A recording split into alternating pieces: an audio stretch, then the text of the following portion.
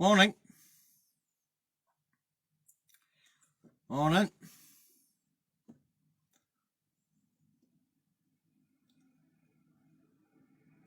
Morning, folks. Morning, Nige. Or good evening, Nige. Hi, Ian. Janine. Lillian. Ewan. Kirsty. Rob. John. Morning, Mark. Graham. Bob. Robert. Morning, Ted. Morning, Harry. Morning, Ewan. Morning, Elizabeth. How's Dewsburg? Morning, Gordon. Morning, Eileen. Morning, Alex. Rosalind. Maureen. How we doing? Nearly there. Morning, Margaret. Or good evening, Margaret, sorry. I'm forgetting you guys on the Oz. Rita. Stephen. Ian. Lynn. Mitch. Good morning, Mitch.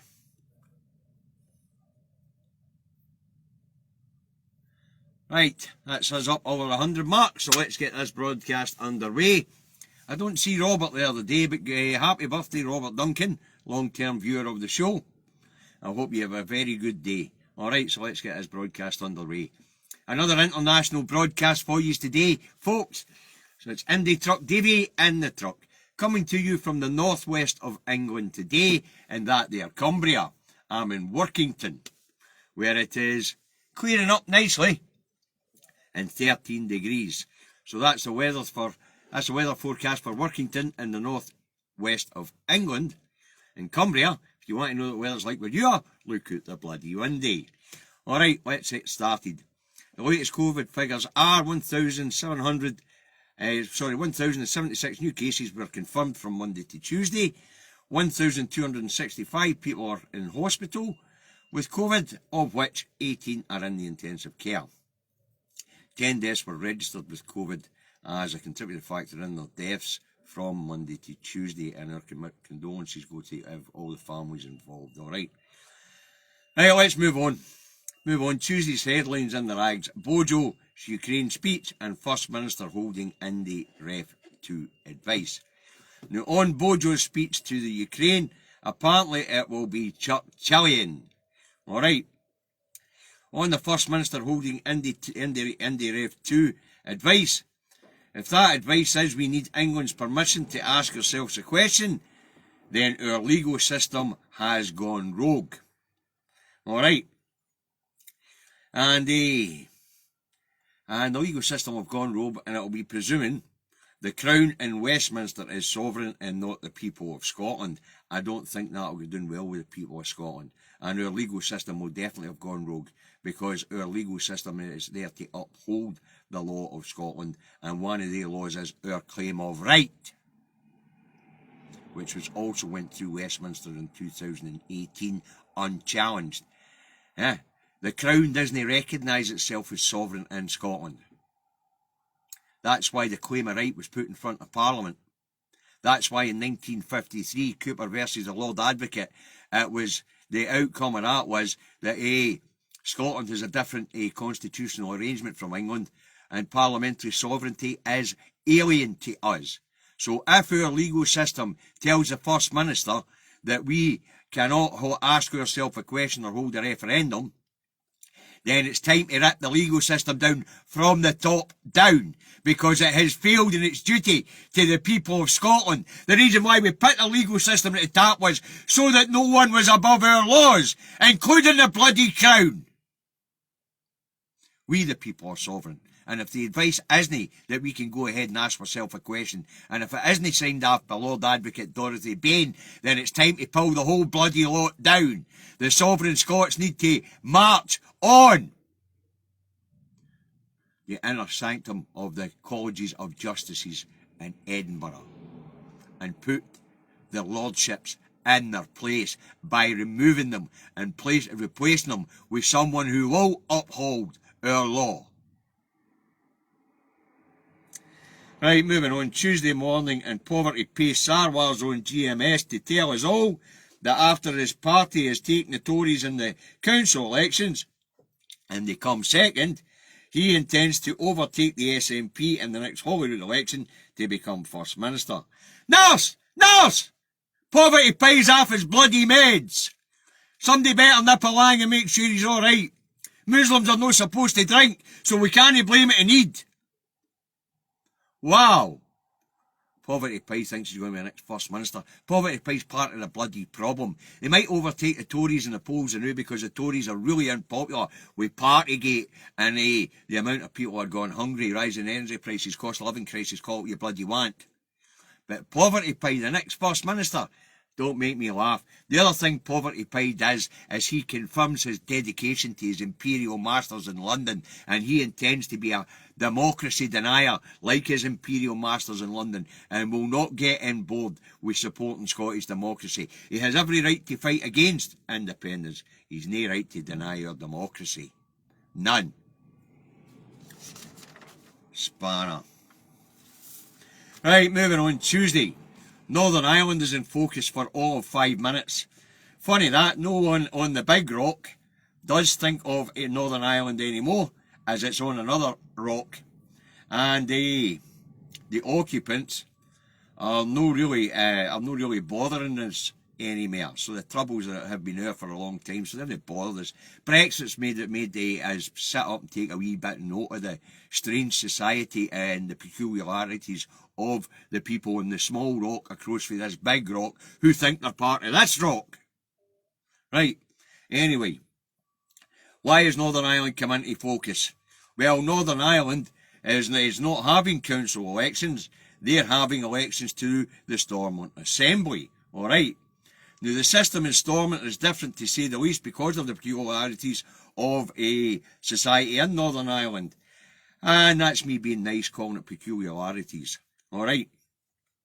Now, because of what's going on in Northern Ireland, there is something called a power sharing executive with a First Minister and a Deputy First Minister who are really equal in status and in rank. And they represent a collective in each of the peculiar part of that society, alright? One side of the society is called nationalists, and they believe the rock's one place, and they all live in the one rock. Whereas the other is called unionists. You might have heard of this here in Scotland, but this is for those who don't really understand this stuff. You know, those in the East Coast and things like that. I've wrote an idiot's guide of what's going on in Northern Ireland for those who don't understand sectarianism and silliness. Anyway, those who believe that the part of the rock, the other rock that they live on, is actually part of this rock, are called the unionists. Alright. Now, the big problem and the reason why Northern Ireland's in focus this time is because the unionists have always had the upper hand in their assembly. But this time Sinn Féin's 8 points clear. The DUP's up in the air. The UU, the Ulster Union Party is not going anywhere. And through a unionist voice, headed up with a nut job called Jim McAllister, well, they're not going anywhere either. So it looks like a lot of the unionists are actually going to abstain in this vote, which would give the so-called nationalists, or the people who believe the rock they live on is one rock, it looks like they're going to take over, which means that things are not going to work out because unionists will throw their dummies out the pram, right? And they won't go into a power sharing executive with the nationalists. Alright, so what will happen is there's been an emergency piece of legislation put in place by the unionists, imperial masters in London, imperial masters who've been trying to shove them out the door since 1989, and that intensified after 1998 when something called the Good Friday Agreement was signed. Well, anyway, the unionist imperial masters in London on this rock have put a piece of legislation in place so that the executive can run without, so that the assembly can run without an executive. And that will last up to about 6 months. If they can't sort it out and come to a power sharing arrangement over that period, then Northern Ireland will come under the direct rule of Westminster. And that's the capital of Little England on this rock. That's that Little England and that Parliament that thinks it actually owns the rest of the rocks. You know. Anyway, so that's why Northern Ireland is in focus. And the real problem in Northern Ireland at this point in time is Brexit. Right? But, you know, one of the reasons why Northern Ireland's been shoved out the door is because England, little England, doesn't want Northern Ireland messing with its Brexit. And little England really doesn't give a damn about the unionists out there who claim that they're part of this rock instead of being part of the little rock next door. So, Westminster really wants to get rid of the unionists, and you just wonder when it's going to dawn on them that they're no wanted. Now, the NI protocols, as I've said before, Northern Ireland protocols, are very, very popular in Northern Ireland. You know, that's the top bit of that rock, the top west bit of the rock across the other way there, who think they're part of this rock. And even unionist businessmen in Northern Ireland are enjoying the protocol. Northern Ireland's in a boom period while the UK is declining towards a third world country. So, interesting times in Northern Ireland. But that's their 5 minutes gone after the Mora's election. Then the press out here will just abandon them and bang, gone. Right, anyway, back here on the big rock, while all that's going on in Scotland and in Northern Ireland, down that road, Bojo the Clown is having a car crash interview with GMB interviewer Susanna Reid. Now first, we get Susanna asking Bojo if he was honest. And Bojo said, of course I'm honest. Joanna points out they had misled Parliament. Bojo just bluffs that off. Alright, then we move on to Ukraine. And Bojo's on safer ground there, so he's all bombastic. And, you know, we're doing the right thing in Ukraine, you know. We're absolutely, we're world leaders. We were first in. They were first in to sell them arms. Arms companies don't give away arms. Bojo was first in to ensure that the vast military industrial complex in the UK got the business first. Now, the UK's taxpayer might be stomping up so that the arms producers produce this stuff, but believe me, the Ukraine's going to pay for it in the long run. So they will. And there'll be a slice of this, the cost will go into our pension funds and things like that through hedge funds. There'll be another wee slice it goes to the vast military industrial complex, and the UK taxpayer will get a wee bit back, but we'll end up taking a hit for the rest.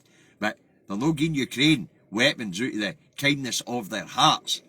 And Bojo's claim to have been a world leader, well, he was fast getting in there saying, we'll sell you weapons. You know. Anyway, then the interviewer goes on to the cost of living crisis. Bojo says we're doing all we can. The interviewer went on what about a windfall tax? Oh, we can't tax energy companies. We need them to invest so that in the long run, energy's cheap. The interviewer says people need money in their pockets now. People can't afford to pay their bills. Bojo's like, we're doing all we can. The interviewer asks him another couple of questions. He says, oh no, we're not doing all we can. Then the interviewer goes on to actual viewers of GMB who'd written into GMB to say what a disaster the cost of living crisis has been for them. First up was a wee old granny called Lizzie, I think her name was. Anyway, Lizzie can't afford to heat her house. She's down to feeding herself once a day because she's on £170 a week, and by the time she pays her council tax, her share of the rent, her electricity bill jumps from £17 to £85. She's eating once a week, and she's getting up in the morning and getting out with her free bus pass and riding buses all day to stay warm. And Bojo, being an idiot, he pipes in and says, well, there you go, we gave her a free bus pass. And Susanna Reid asked Bojo, what you want her to cut back on? Oh, we gave her a free bus pass, she's managing to keep warm, eh? Little twat that Bojo is. Next up was so at this point Bojo said, well, maybe we can do more. Maybe we don't. Would you want this woman to cut back on? I don't want her to cut back on. We want her to be comfortable. All the usual waffle. And then next up was a woman with a couple of disabled kids who were having to run machinery to keep the kids alive and keep them entertained and things like that. And she was explaining how high her electricity bill was going and how desperate these people have got. And Bojo says, oh, we'll put schemes in place to deal with this stuff. We're giving money to councils, giving them bugger all. Councils were already raped by the central government down that road. Think it's bad here. You haven't got a Scooby what it's like down that road. Or where I am at the moment, actually. Anyway, then they move on to this couple that are going carers allowance of £67.86 a week. But before she reveals that to Bojo, she asks Bojo, do you know how much carers allowance is? Bojo hasn't got a Scooby, none. And so she tells him, how this family's struggling, and Bojo's like, no, don't want anybody to struggle, waffle, bluff, bluster, waffle, give counsels, waffle, bluff, bluff. And then we moved on to Partygate. And so Anna Reid points out that he had broke the bloody law. He'd been fined, and you still say you're honest. And what about what we said in Parliament? Oh, waffle, bluff. Fastest growing economy in the G7, waffle, bluff. And Anna Reid's no taking any of his pish. She gets pelted right in about him. You could be facing another 9 fines. You're a criminal, Prime Minister. You've created a cost of living crisis. And the magic money tree's working for the Americans. Bojo, waffle. So Anna Reid run out of time. What a car crash that was. Wow. So Bojo ends up looking like an absolute spanner on the telly. And apparently he goes on to ITV next and gets interviewed by Lorraine Kelly. And he hasn't even got a Scooby who Lorraine Kelly is. Quite funny. Anyway, let's move on. Next up, Bojo's address, says the Ukrainian Parliament. Bojo pokes the bear, rattles his sabre, tells them he's going to sell them another 300 million quid's worth of arms to fight the bear. And tells them they're plucky little people. He tells them the right to fight for their freedom, their sovereignty, because they're Ukrainian. Scots are not allowed to fight for their freedom of thought or sovereignty, even at the bloody ballot box. Wow, what a spanner. Anyway, so Bojo's promised 300 million more of a rattle of the magic money tree while kids are starving. Granny's riding a bus all day because she can't eat her fucking house. Wow. Anyway, meantime, while all that's going on, over in Russia, on POCCCNR Channel 1, Russian television channel, and you'll be able to see this in my timeline, because Bojo's talking about strike in Russia and things like that, they're having an analysis of it in Russian television. And the presenter on Russian television says, we have absolutely no idea what Boris is up to. He lives in a tiny wee island. He's got very little in the way of nuclear weapons. And the last time they tested them, they went tits up anyway. So he then says, we could blow the UK off the map with one Satan II missile, the biggest nuclear missile in the world. It's designed to take out places the size of Texas. Right? So they have a graphic up of what would happen to the UK if they drop a Satan II on it. Nothing there. Gone. Under the water. And then they go and talk about this underwater drone that they have. You can watch this. It's on my timeline, folks. I'm not joking. This was Russian television yesterday. They then go on to talk about an underwater drone that they have, that they can fire 1 kilometre off the seabed. It'll float 1 kilometre off the seabed, travel at 200 miles an hour. It's non-stoppable. It's got a 100 megaton nuclear weapon on board. And the idea is to strike 1 kilometre off the coast of Ireland. And it would create a 500 metre high tidal wave, which would rush right across Ireland and right across the UK and stop short of the Europe.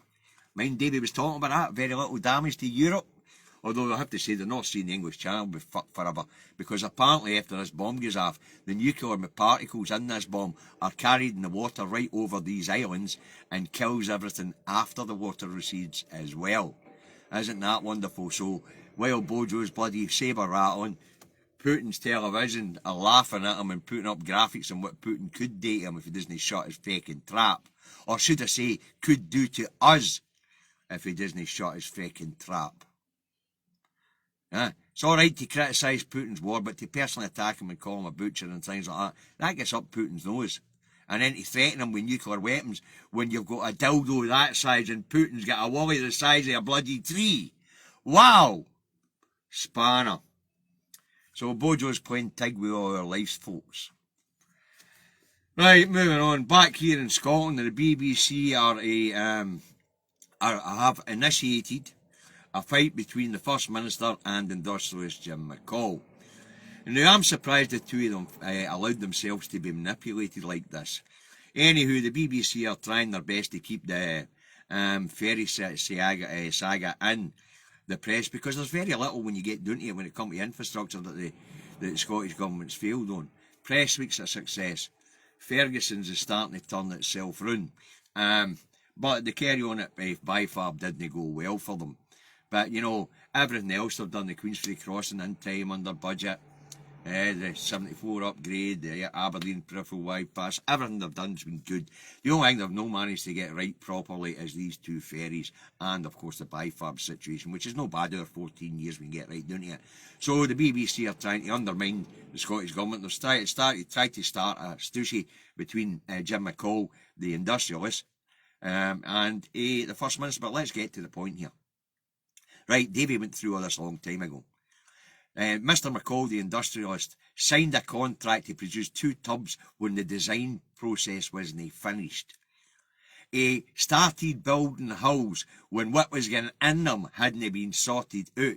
Now, everybody knows, you don't have to be an industrialist to know this, but you don't get into manufacturing until design, you don't get into production until the design is finished. It's no rocket science. Within a couple of months of Jim McCall signing the contracts, mind, the guy's never built ships before, never owned a shipyard before.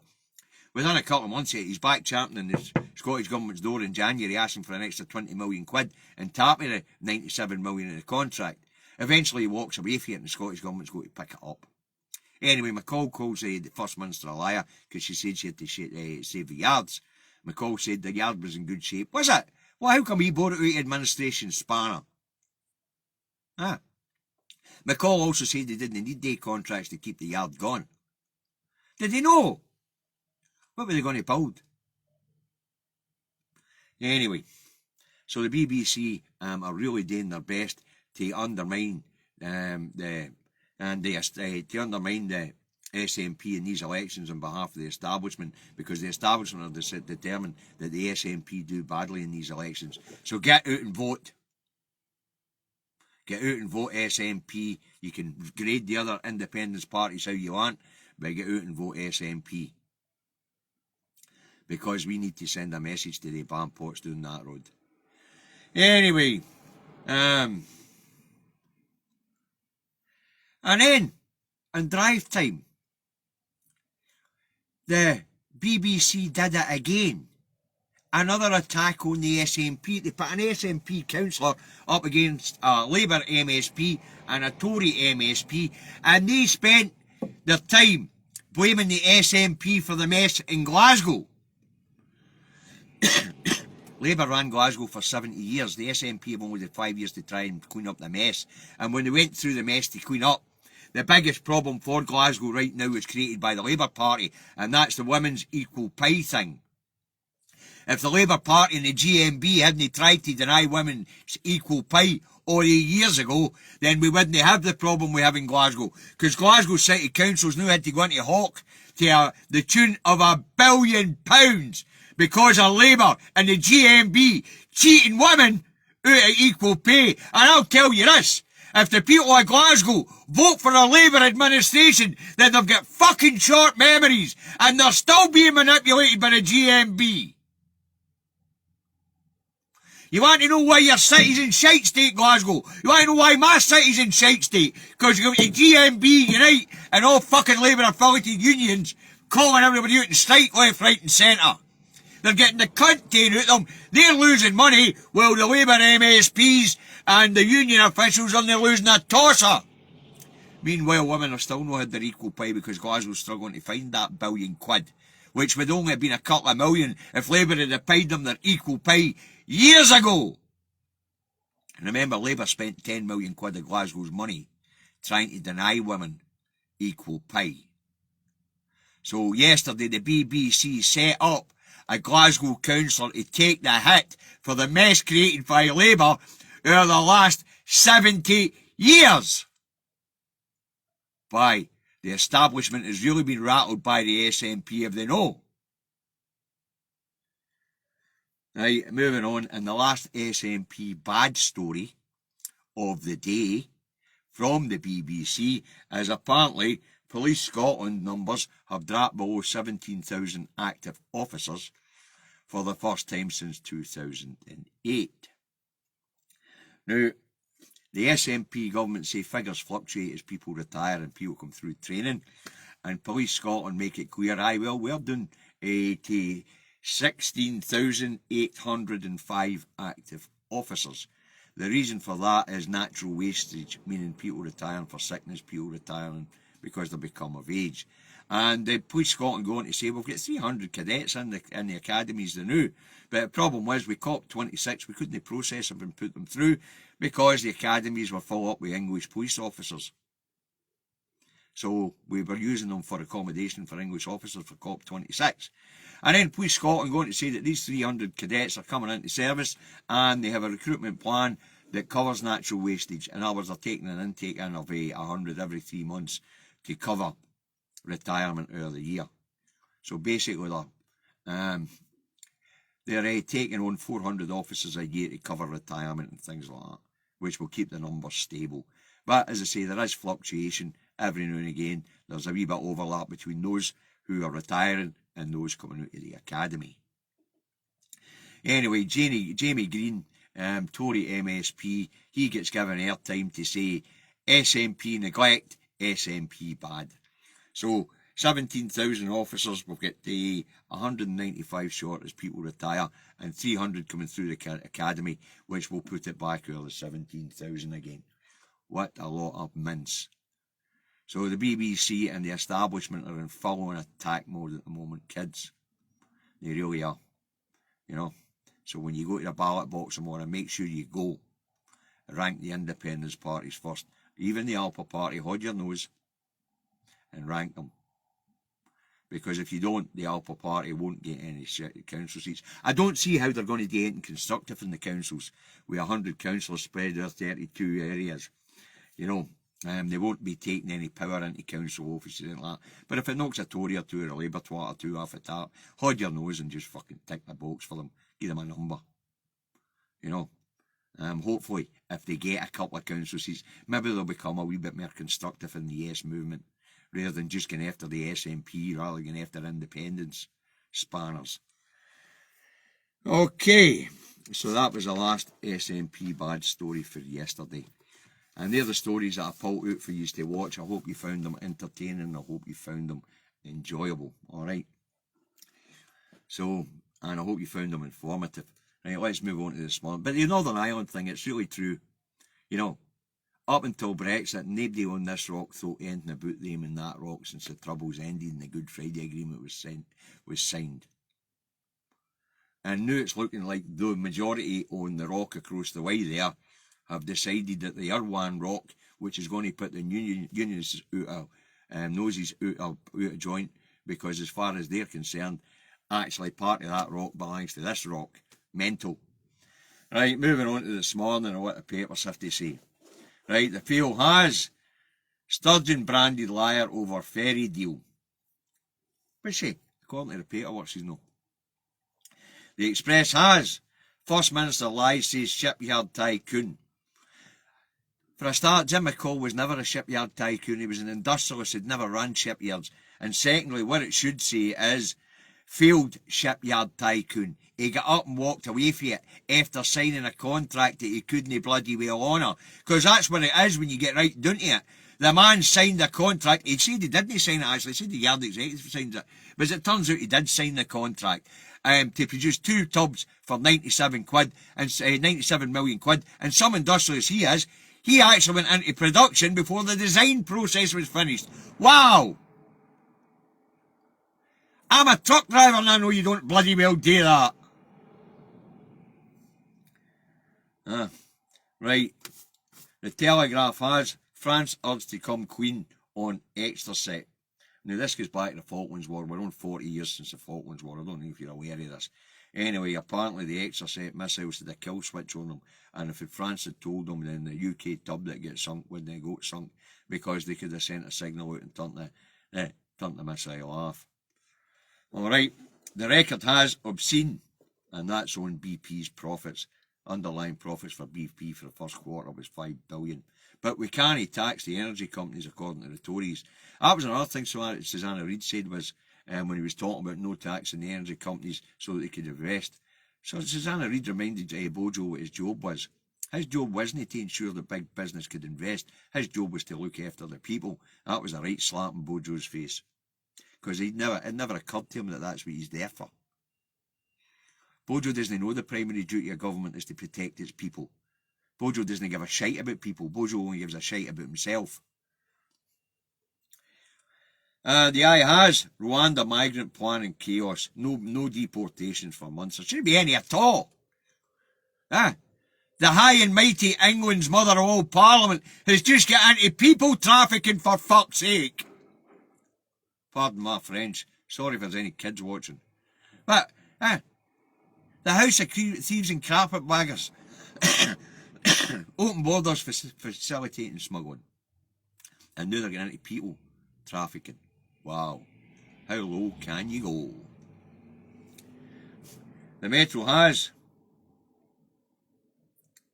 killed out of spite, and that's the story of a Dundee man who's been tried who killed his 2-year-old son to get back at his wife. I don't know what his wife had done. I haven't paid that much attention to it. And the Times says that a staff exodus threatens more chaos with the census. I hadn't heard about that. But I know somebody who does know about that sort of thing. So, you know who I'm talking about? We were speaking yesterday on the phone. Give us a wee bell. To tell me what's going on earlier. Alright. The National says Scotland's now on way to independence. Aye, we know. The Scotsman has Labour stretch lead over Tories ahead of election. They're not doing that much better. What? And the Herald has Scotland's councils risk extinction and Holyrood power grab. Says Unison, another one of the Labour-backed unions. So according to Unison's, the central government here in Scotland are snapping up all of the council's powers. I haven't noticed it. I've noticed them delving out a few more powers to councils like workplace parking levy and things like that. But I haven't noticed them taking it back. So that's a lot of bollocks. But, these are unionist rags. And the Star, what's the Star got? The Star's got PM stumbles yet again as he fails to recognise Scott's TV legend Kelly in car crash interview. Lord having a laugh, bozo. Coolest Johnson, who's she? Brilliant. Brilliant. That's what I've got for you today, folks. I hope you found it entertaining and I hope you found it informative. Now, obviously the situation in Northern Ireland's a wee bit sticky. It's alright me making a laugh out it, saying this rock here and that rock there and the idiots in the north of that rock, and that sort of thing. But it's serious. But it's only serious because they're bothering us again. It wasn't serious when they weren't bothering us before Brexit. In fact, we forgot all about them. We'd actually forgot that some people in the north of the rock that's next door actually claim to be part of this rock. We'd forgot about it, Yeah, a wee bit yet for the Bigot brothers in Glasgow, but the rest of us had forgot about it. In fact, most of us seen it as a holiday destination when we go and visit relatives. And the kids out there, they have got no idea about the troubles. They haven't got a Scooby why there's 2 parts to the rock. That's why Sinn Féin's in front, because all the kids out there think, hold on, we all live in the one bloody rock. Okay. Anyway, let's move on. When it comes to the question of Scottish independence, put your partisan politics in your pocket. And when you come to the council election tomorrow, rank all the independence parties. Them all. It doesn't matter whether you like them or you don't like them. Rank them all. Every one of them. I don't suppose that many people will take this advice because the Alpha Party's just no polling. They're just no polling. Simple as that. But rank all the independence parties. Hold your nose and rank them. Right? And put the cuckoos in the nest at the bottom of the pile. So if you've got Independence Party 1, Independence Party 2, Independence Party 3, Independence Party 4, and then cuckoo in the nest 5, cuckoo in the nest 6, cuckoo in the nest 7. You get it, didn't you? You know how it works, single transferable vote. That's why the SNP say SNP 1 and 2. If you don't fill any more out, you can't transfer a single vote to anybody else. That's why it's called single transferable vote. Alright, for those of you that couldn't work that one out. Right, so partisan politics in your pockets, eyes on the prize, get out there and win hearts and minds. Alright, support the independent media, support a broadcast in Scotland, Indy Live, Caldon Media, you know the stuff. Support vloggers and bloggers like myself, and I don't need your money right enough, but support the YouTube channel, support Stephen Kelly's YouTube channels, some really good guys out there on YouTube. Support Leslie Riddock, Bateman, the wee ginger dog. You know the stuff. You know the drill, okay. If they've got a crowdfunder going, you've got a couple of shekels to spare, throw them in a pot, they could do it. Some of these people do absolutely fantastic work. Health messaging. Face coverings in closed public spaces. I know it's just regulation now, but it's still in the community. And it's dropping off rapid as the weather gets better, but it'll make a comeback. It will make a comeback. Clean hands, surfaces regularly. For me, it's because I'm out and about, so it's alcohol gel. Alright, social distancing, use your napper. How would it affect somebody else if I've got it and didn't know? Alright. And, well, if there's tests around and you've still got some, test, send your results to NHS Scotland so we can try and keep an eye on how much of this is in the community. Now, you guys have a wonderful day. Tomorrow's going to be a slow news day, but today ought to see the SNP bad get ramped up to fake. As the establishment get really desperate, because, and you think that's nothing, wait until the SNP, they trounce everybody in these council elections to garner the most amount of councillors, because then we're going to see the propaganda machine go really mental as we run towards the end of the year and the legislation starts passing through Holyrood for that second independence referendum. You guys have a nice day. Catch you all tomorrow.